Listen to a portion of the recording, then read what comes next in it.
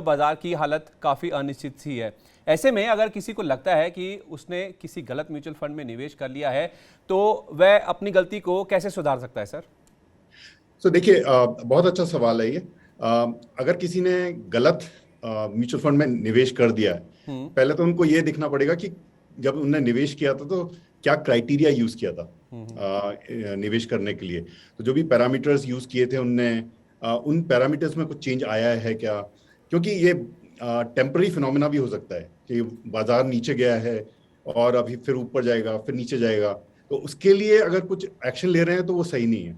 आपको ये देखना पड़ेगा कि क्राइटेरिया क्या था, वो क्राइटेरिया चेंज हुआ है, और अगर वो चेंज हो गया है तो फिर आप उस म्यूचुअल फंड से निकल जाइए।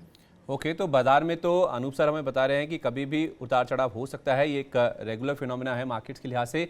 लेकिन जब आपने म्यूचुअल फंड्स में निवेश किया था, किस क्राइटेरिया के बेसिस पे, किस पैरामीटर के बेसिस पे आपने निवेश किया था? अगर उन पैरामीटर्स या फिर क्राइटेरिया में कोई बदलाव हुआ है, तब आप अपना फैसला लीजिए कि आपको किसी म्यूचुअल फंड से, अगर आपने निवेश गलत तरीके से कर दिया है या गलत म्यूचुअल फंड को चुन लिया है, तो आप उससे निकल सकते हैं।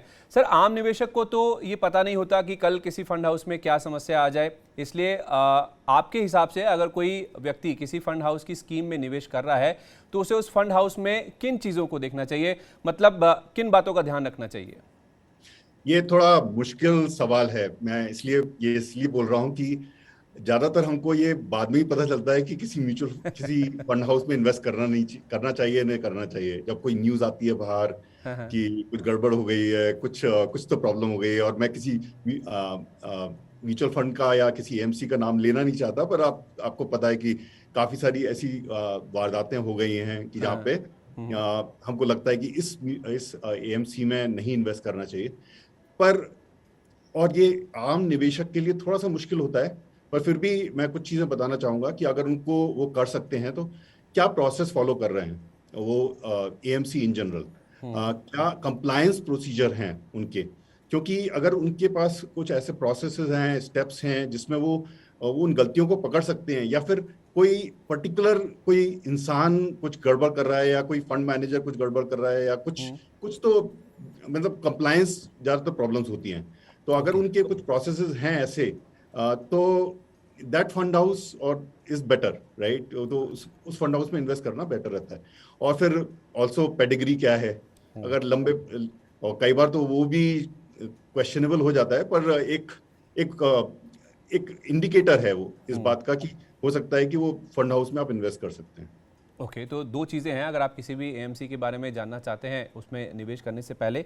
एक तो जो कंप्लायंस प्रोसीजर्स हैं वो एएमसी किस तरह के फॉलो करता है, अगर उनका उसको लेके ट्रैक रिकॉर्ड अच्छा है तो आप उस एएमसी को चुन सकते हैं। और दूसरा पेडिग्री कैसी है कि किस तरह के जो फंड मैनेजर्स रहे हैं उसके इससे पहले, उसके ऊपर भी आप एक जो ट्रैक रिकॉर्ड का चेक है वो देख सकते हैं किसी भी एएमसी को चुनने के लिहाज से कि वो बेहतर है या नहीं है।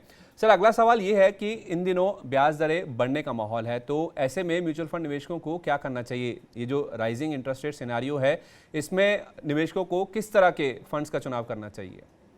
देखिए, जब इंटरेस्ट रेट्स बढ़ रहे होते हैं तो क्या होता है कि जो डेट म्यूचुअल फंड जो होते हैं वो नीचे जाते हैं, क्योंकि वो ऑपोजिट डायरेक्शन में मूव करते हैं। और अभी ये बढ़ना बंद नहीं हुए हैं। तो इसलिए अभी, और ज़्यादातर जो लंबे ड्यूरेशन के जो फंड होते हैं वो ज़्यादा अफेक्ट होते हैं इस चीज़ के अच्छा। लिए। तो आप किसी भी लंबे ड्यूरेशन के फंड में अभी इन्वेस्ट मत कीजिए। ठीक है। अभी कम ड्यूरेशन के फंड्स में इन्वेस्ट कीजिए, जैसे लिक्विड फंड्स हुए, अल्ट्रा शॉर्ट फंड्स हुए, या फिर मनी मार्केट फंड्स हुए। Typically one year less duration के जो फंड्स होंगे आप उनमें इन्वेस्ट कीजिए। फिक्स डिपॉजिट में कर सकते हैं, पर अभी लॉक करने का कुछ फायदा नहीं है। और दूसरा, फिक्स डिपॉजिट में ये भी होता है कि you can not beat inflation, तो आप इन्फ्लेशन को बीट नहीं कर सकते हैं, ठीक है। तो और टैक्स ऑप्टिमाइज नहीं होते हैं फिक्स डिपॉजिट में इन्वेस्ट करना। तो आप कम ड्यूरेशन के फंड्स में इन्वेस्ट कीजिए अभी।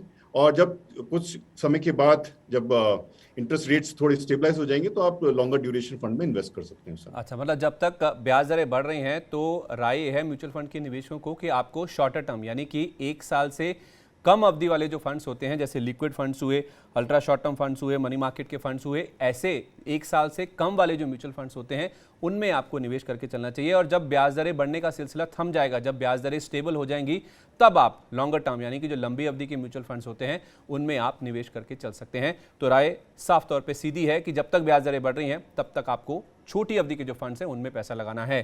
क्या एक्टिव म्यूचुअल फंड्स की तुलना में पैसिव म्यूचुअल फंड्स कम उतार चढ़ाव और कम जोखिम वाले होते हैं सर?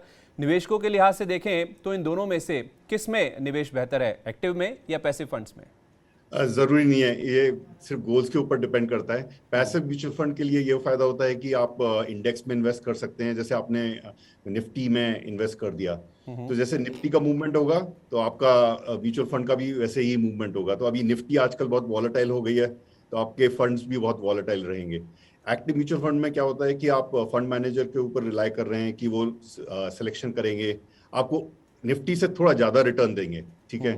तो ये हो सकता है थोड़ी वॉलेटिलिटी ज्यादा हो, बट इन जनरल मैंने लॉन्ग टर्म में यही देखा है कि अगर इक्विटी फंड्स रहेंगे, अगर इंडेक्स फंड्स इक्विटी फंड्स हैं, वो टिपिकल रिस्क सेम रहेगा, थोड़ा कम ज्यादा हो सकता है। पर अगर मार्केट ऊपर जा रहा है तो सारी फंड्स, एक्टिव फंड्स भी ऊपर जाएंगे generally, right, unless mutual fund manager has really made mistakes, right. और अगर मार्केट नीचे जा रहा है तो पैसिव फंड्स भी नीचे जाएंगे और एक्टिव फंड्स भी नीचे जाएंगे। सिर्फ एक रीजन की वजह से इन्वेस्टर्स या फिर निवेशक पैसिव म्यूचुअल फंड में इन्वेस्ट करते हैं कि उसकी कॉस्ट कम रहती है, राइट। और वो बोलते हैं ठीक है, मेरे को मार्केट का जो रिटर्न मिल रहा है मेरे को वो बीट नहीं करना है, मैं उसी में खुश हूँ। तो मेरे को मार्केट अगर 12% दे रहा है तो मेरे को भी 12% मिल जाएगा उसमें इंडेक्स फंड के हिसाब से। यानी कि सर, मतलब आप ये कह रहे हैं कि अगर कोई इस चीज़ को रिस्क के साथ जोड़ना चाहे कि मैं एक्टिव या पैसिव को रिस्क के हिसाब से चुनूं, तो वो सही नहीं होगा इस तरह से जोड़ना। जी, ज्यादातर इसमें जैसे एक बात और मैं कहना चाहूंगा कि एसेट एलोकेशन बहुत ज्यादा इंपॉर्टेंट है। कि आप अपना एसेट एलोकेशन कीजिए, डेट और इक्विटी में कितना इन्वेस्ट करना है, और इक्विटी में आप फिर पैसिव में भी कर सकते हैं, कुछ पैसा एक्टिव में भी डाल सकते हैं, और अगर आपके पास समय नहीं है तो आप किसी एडवाइजर से भी बात कर सकते हैं। तो ये सब चीजें आप फॉलो कर सकते हैं। तो कुल मिला के आप एक्टिव या पैसिव के चक्कर में मत पड़िए। अनूप सर हमें साफ साफ बता रहे हैं कि आपको अपना एसेट एलोकेशन ये ध्यान से करना होगा कि आपका डेट में कितना पैसा जाना चाहिए, इक्विटी में कितना पैसा जाना चाहिए। इक्विटी में आप चाहें तो पैसिव फंड्स में पैसा लगाइए, चाहे आप एक्टिव फंड्स में लगाइए, उससे इस बात का फर्क नहीं पड़ता है कि मार्केट ऊपर जाए या नीचे जाए, तो किसी खास तरह के जो फंड्स हैं या एक्टिव या पैसिव, उनमें बाजार की तुलना में कम या ज़्यादा रिटर्न देखने को मिलेंगे। दोनों में बाजार की चाल के साथ गिरावट और जो ऊपर की ओर चाल है वो दोनों देखने को मिलेगी।